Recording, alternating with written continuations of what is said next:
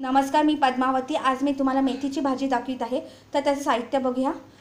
इथे मी एक जुडी मेथीची घेऊन ती साफ करून स्वच्छ पाण्याने धुवून बारीक चिरून घेतली आहे।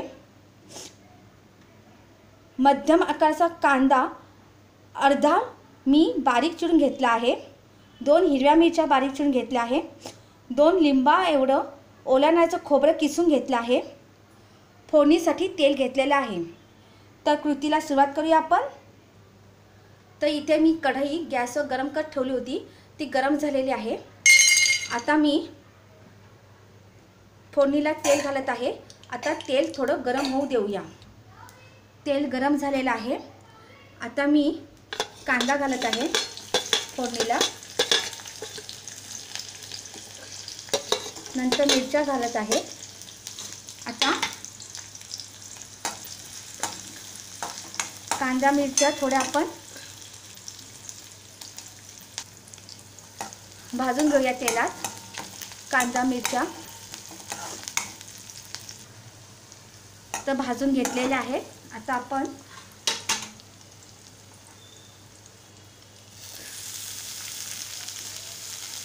चिरून घेतलेली मेथी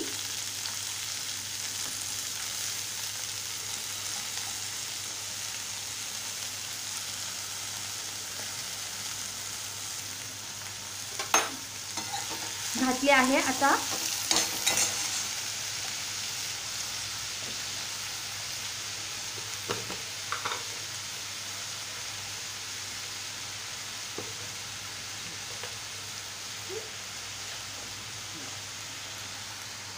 साहित्यात मीठ टाकायचं राहून गेलं होतं। आता इथे मी पाव चमचा मीठ घालत आहे। आता व्यवस्थित आपण मिश्रण एकजीव करून घेऊया आणि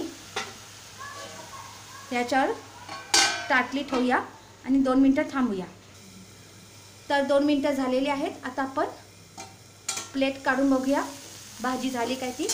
हे बघा, मेथीची भाजी छान शिजलेली आहे। आता